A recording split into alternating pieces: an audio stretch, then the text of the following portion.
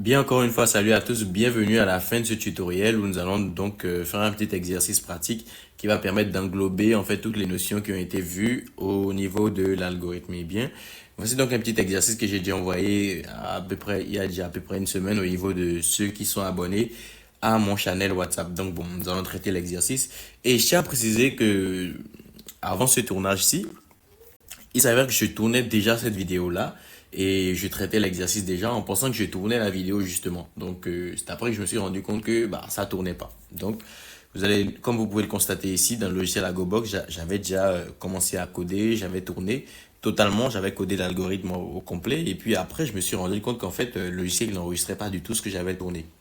Donc ce que nous allons faire tout simplement ici, parce qu'à défaut de vouloir tout reprendre, je propose tout simplement de lier l'exercice avec vous et de voir la résolution et je vous expliquerai en fait ligne par ligne le résultat de la résolution du problème.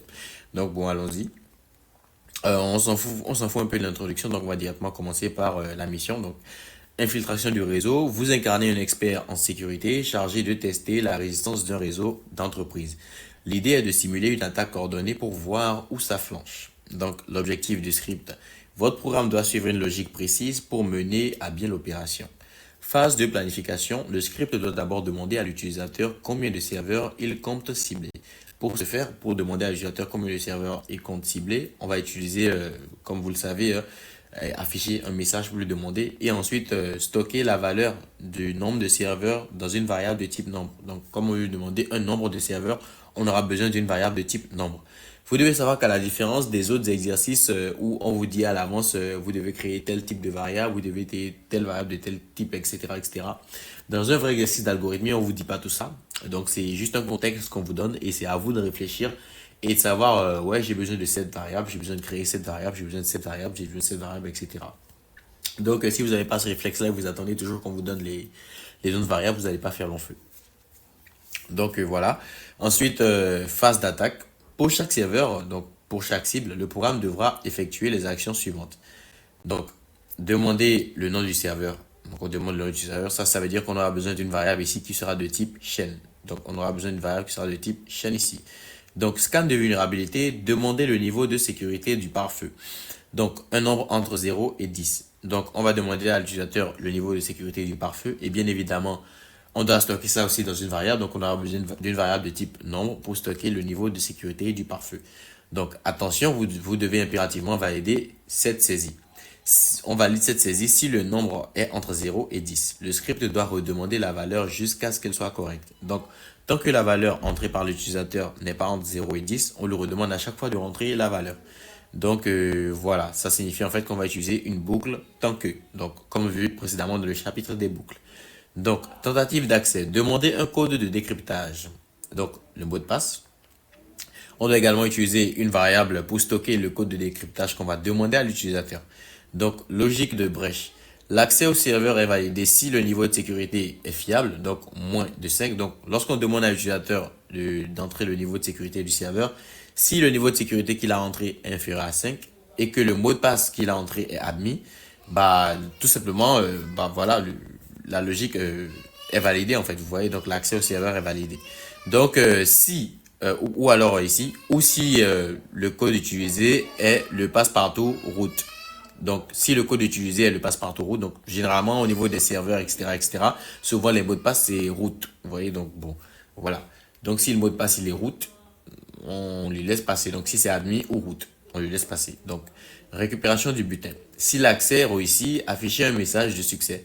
Comptez le serveur comme compromis et demandez le volume de données en gigaoctets. Donc en Go, donc le volume de données à extraire pour l'ajouter au nombre au total en général. Donc on demande à l'utilisateur simplement le volume de données qu'il veut extraire. Donc 10 gigas de données, 20 gigas de données, 30 gigas de données, il entre tout simplement et on doit stocker cette valeur-là également.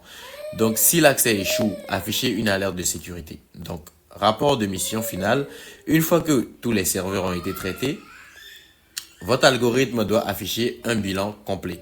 Donc, le nombre total de serveurs piratés, le volume total de données exfiltrées, le statut légendaire. Donc, si tous les serveurs ont été compromis et que vous avez récupéré plus de 100 gigas de données, donc lorsqu'on récupère plus de 100 gigas de données, on affiche le message statut final hacker de légende. Donc voilà. Donc ici, c'est les outils dont vous aurez besoin globalement. J'avais mis ça un peu pour aider. Donc les variables de type nombre et chaîne, des boucles pour et les boucles tant que, les conditions si, alors, sinon et ou, la comparaison de texte avec le mot de passe, les accumulateurs, les compteurs. Donc globalement, toutes les notions qu'on a déjà vues. Donc ce que nous allons faire tout simplement, c'est commencer donc à regarder l'exercice vu que je vous ai dit que je savais corriger pratiquement et le tournage et tout. Bon, c'est pas grave. Ici, comme l'exercice l'avait demandé, donc on va y aller pas à pas. Donc je vais revenir ici. Ici, phase de planification, le script doit d'abord demander à l'utilisateur combien de serveurs il compte cibler pour cette session. Donc ici, on a déclaré une variable NB serveur, donc nombre de serveurs qui a de type nombre.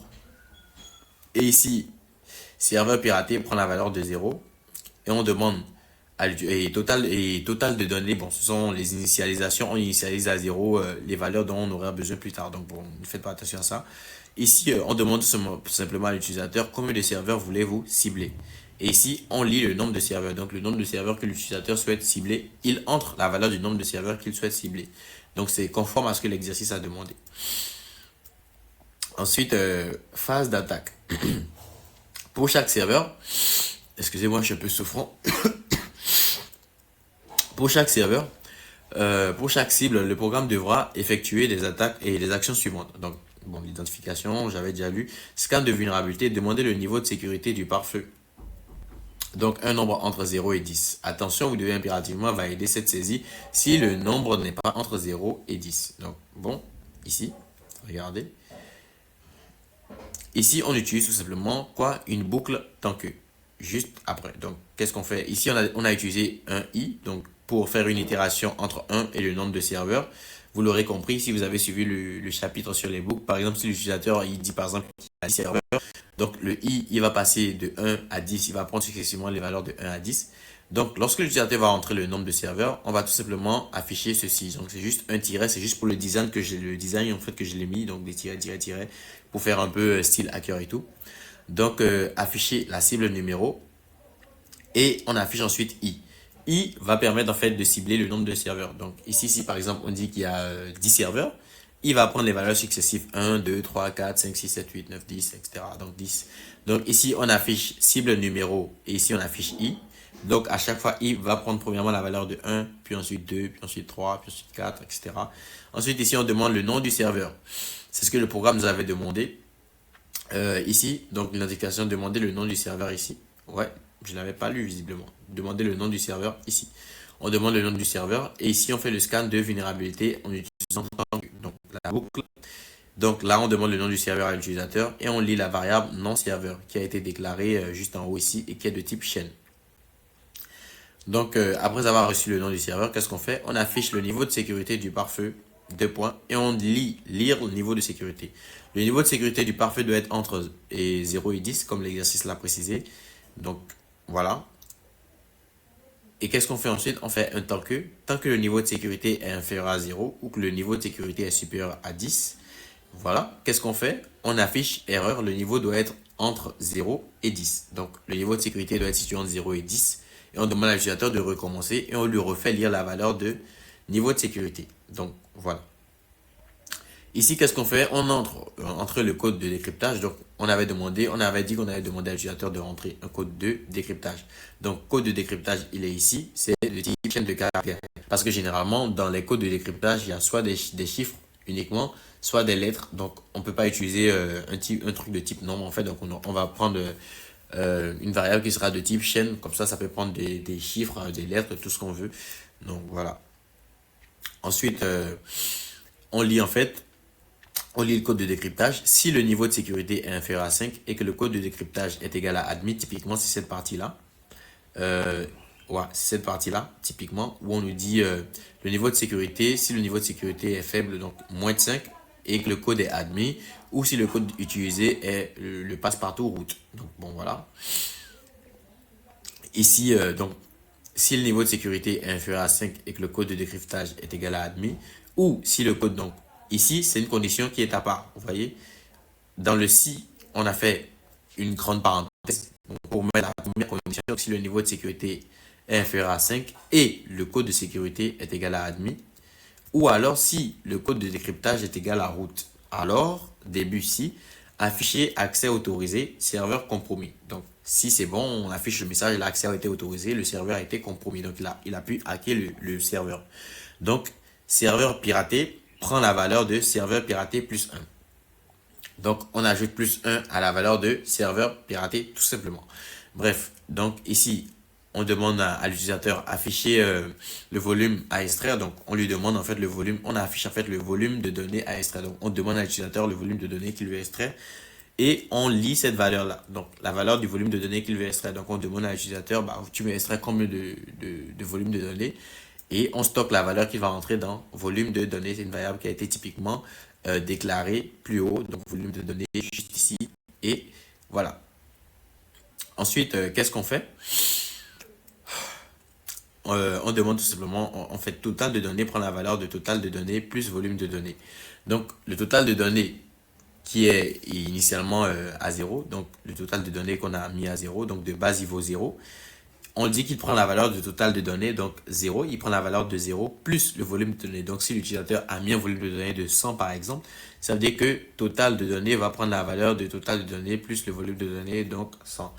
Vu que c'est je crois qu'on se comprend, vu qu'on est ici dans une boucle, vu qu'on est dans une boucle en fait, c'est quelque chose qui va se répéter pour tous les serveurs. Donc bon. Ensuite, on fait le fin si, juste ici, donc fin de la condition si. Donc sinon, début sinon, on affiche alerte de sécurité, accès refusé. Donc si tout ceci n'est pas exécuté, on rentre dans le sinon. Donc voilà, globalement l'algorithme est simple. Donc ici, donc qu'est-ce qu'on fait? On affiche, là c'est dans le cas où tout est terminé, hein, là, vous voyez bien qu'on est, ici c'est le fin pour. Donc le pour il est terminé ici, le si il est terminé ici, le fin si, le fin sinon, tout ça c'est terminé là. Donc on affiche le message ici. En fait, je vais essayer de mettre ça en mode normal parce que vu que je l'ai écrit à la main, c'est pas forcément très bien indenté et pas forcément beau à lire pour vous. Donc mode normal. Voilà, je crois que maintenant c'est beaucoup plus joli à voir. Voilà. Ici, qu'est-ce qu'on fait? On affiche ce truc-là. Donc, c'est moi qui ai juste affiché plusieurs égales. C'est juste pour le design, en fait, pour faire style hacker et tout. Donc, on affiche rapport de mission finale. C'est juste un message. Donc, serveur piraté, c'est une chaîne de caractères. Vous voyez très bien lorsqu'il y a des cotations, comme on l'a vu au début, c'est des chaînes de caractères. Et ici, on affiche la valeur de la chaîne de caractères serveur piraté pour afficher donc, les serveurs qui ont été piratés. Donc, ici, on affiche maintenant le volume total extra-filié. Donc, le volume total de données que l'utilisateur a volé. Donc, là, c'est juste la chaîne de caractères. Et ici, on affiche total de données. Donc, le total de données ici, c'est la variable qu'on va afficher tout simplement. Et ici, la chaîne de caractères GO, donc gigaoctet, donc Go. Donc, ça va afficher ici, par exemple, si c'est 10 gigas, ça va mettre 10 gigas. Donc, ici, on fait quoi? Si le serveur piraté est égal au nombre de serveurs et que le total de données est supérieur à 100 gigas, alors qu'est-ce qu'on fait? On affiche statut final, hacker de légende. Typiquement, c'est ce que l'exercice nous a demandé juste en bas, ici. Voilà. Donc, je vais tester l'algorithme tout simplement. Vous pouvez mettre sur pause pour lire le code. Donc, je vais vous donner un petit moment pour essayer de... Je vais revenir en mode éditeur. Je vais vous donner un petit moment pour voir le code. Donc, voilà.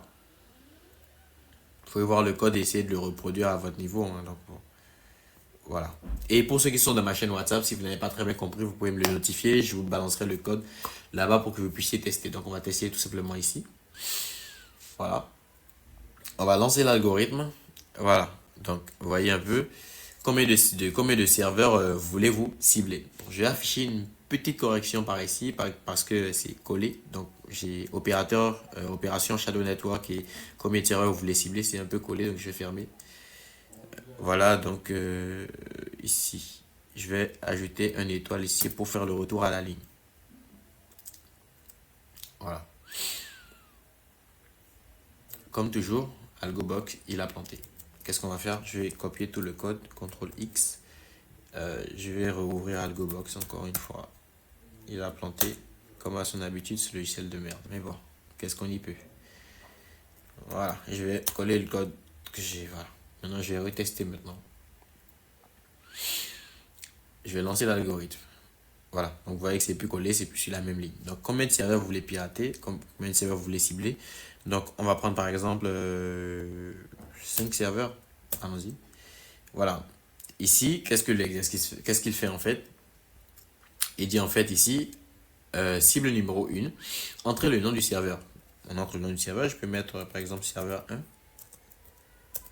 Voilà, niveau de sécurité du pare-feu, entre 0 et 10. Vous allez voir que si je mets par exemple 11, ça va me redemander, ça va me dire en fait, erreur, le niveau de sécurité doit être entre 0 et 10, donc de recommencer. Donc je vais mettre 5 par exemple, non, je vais mettre 3, un truc simple en fait. Entrer un code de décryptage, pour le code de décryptage, je peux mettre par exemple 1, 2, 3, 4. Alerte de sécurité, accès refusé. Tout simplement parce que quoi? Le code de décryptage ici, ce n'est pas admis ou root. Si on avait mis admis ou root, ce serait passé. Vous voyez? Donc ici, on passe au serveur numéro 2. Donc ça, c'est parce qu'ici, on a dit qu'il y avait 5 serveurs à attaquer. Donc là, on passe au serveur numéro 2, puisque là, on n'a pas pu obtenir l'accès au serveur numéro 1. Donc, nom du serveur, je vais mettre serveur numéro 2. Serveur 2. Entrer le niveau de sécurité. Je vais mettre 10. Voilà. Entrer le code de décryptage. Là, je vais mettre admis. Et alerte de sécurité, accès refusé. Vous savez pourquoi l'accès a été refusé? Tout simplement parce que au niveau du niveau de sécurité, on avait dit en fait que le niveau de sécurité doit être inférieur à 5. Si le niveau de sécurité il était inférieur à 5, alors là, on pouvait passer. Mais si ce n'était pas le cas, on ne peut pas passer. Donc bon, voilà. Donc c'était pour vous montrer un peu les subtilités qu'il y avait dans l'algorithme. Donc vous pouvez le voir très clairement là, au niveau de l'algorithme, comme on a pu le voir, au niveau de l'exercice. Donc on continue.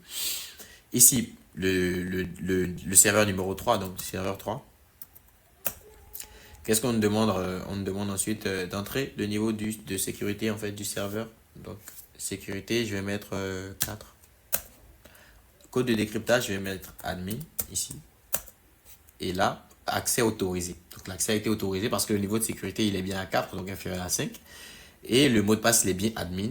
Donc l'accès a été autorisé, serveur compromis, volume de données extrait en gigaoctets. On me demande le volume de données que je vais extraire. Et je vais mettre 10 gigas de données. 10 gigas de données. Voilà. Donc on passe au serveur numéro 4. Donc le nom, ça me demande le nom de serveur, je vais mettre serveur 4. On me demande d'entrer le niveau de sécurité. Là encore, je vais prendre le niveau de sécurité inférieur à 5. Donc, je vais prendre 3 par exemple. Le code de décryptage, je vais mettre root. Le passe-partout root, comme l'exercice l'a demandé. L'accès a été autorisé. Donc, on me demande d'extraire un volume de données. Je vais mettre, par exemple, 90. Gardez à l'esprit que si je mets 90 ici, plus 10 gigas, les 10 gigas du serveur précédent, ça va faire 100 gigas de données. C'est pour ça en fait qu'on avait fait que le total de données ici, je ne sais pas si vous voyez, on avait fait en fait, c'était ici, voilà, total de données prend la valeur de total de données plus volume de données. C'est justement pour additionner les valeurs des serveurs et tout. Donc on y va. Qu'est-ce que ça nous dit ensuite? Que l'accès, on est passé en fait, ça nous dit quoi? Le serveur numéro 5, j'avais déclaré comme un serveur au départ, 5. Donc serveur numéro 5, donc serveur 5. On me demande d'entrer le niveau de sécurité. Je vais prendre encore un niveau normal, donc je vais prendre 2 par exemple. Entrer le code de décryptage, je vais prendre encore root. Tout simplement, donc on va passer à accès autorisé, serveur compromis. On me demande un nombre de données. Je vais par exemple mettre 1 giga de données, donc 1. Donc voilà le rapport final de mission. Serveur piraté, on en a piraté 3. Volume total exfiltré, 101 gigas. Voilà. Donc voilà, c'est fini. On a terminé pour le volume de gigas. Donc on va faire un deuxième test. Ici, nombre de serveurs, je vais mettre 1. Entrer le nom de serveur, donc serveur 1. Et au fait, vous allez sûrement me demander pourquoi à la fin, ça ne m'a pas dit que je suis un hacker de légende et tout.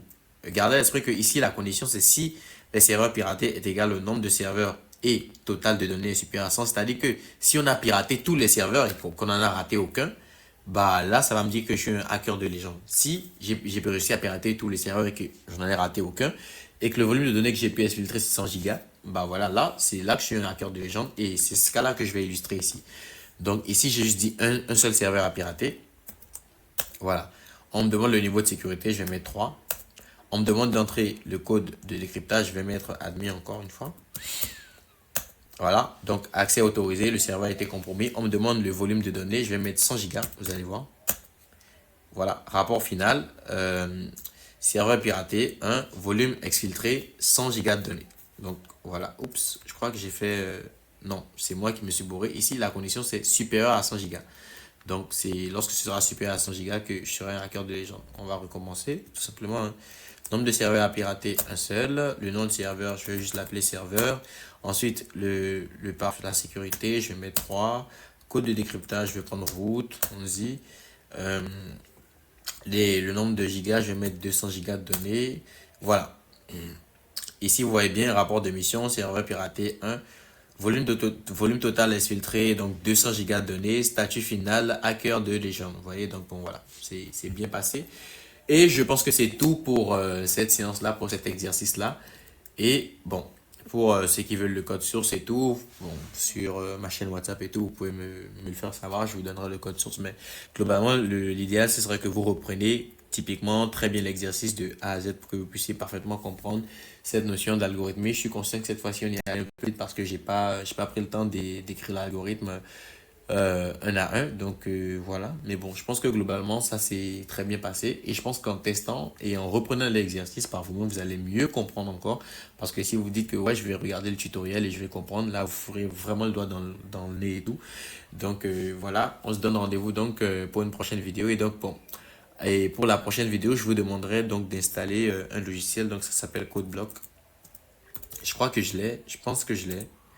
CodeBlock, voilà, c'est le logiciel en question, CodeBlock. Vous allez chercher CodeBlock en fait sur votre navigateur, vous allez l'installer et nous allons donc essayer de voir les algorithmes avec le langage C au niveau de CodeBlock. Bon, ça va dépendre en fait. Donc si vous installez comme un CodeBlock parce que ça peut arriver en fait qu'on le fasse en langage C comme en Python. Donc installer comme un CodeBlock, on ne sait jamais car on peut très bien continuer la suite en langage C comme avec du Python. Donc, ce sera juste pour asseoir les notions d'algorithmie dans un vrai langage de programmation. Donc, on ne va pas dépasser l'algorithmie. Parce que, vu que l'objectif ici, c'est d'avancer plutôt côté sécurité, ce serait bien que vous compreniez certaines notions d'algorithmie dans un vrai langage de programmation. Et après ça, on va vraiment passer à tout ce qui est notion de réseau, de serveur, de TCP, d'adresse IP, tout ça. Donc, bon, allons-y. Et je vous donne rendez-vous pour une prochaine vidéo. Donc, bon, ciao. Bon, je me souhaite bon rétablissement à moi-même. Donc, bon, allons-y.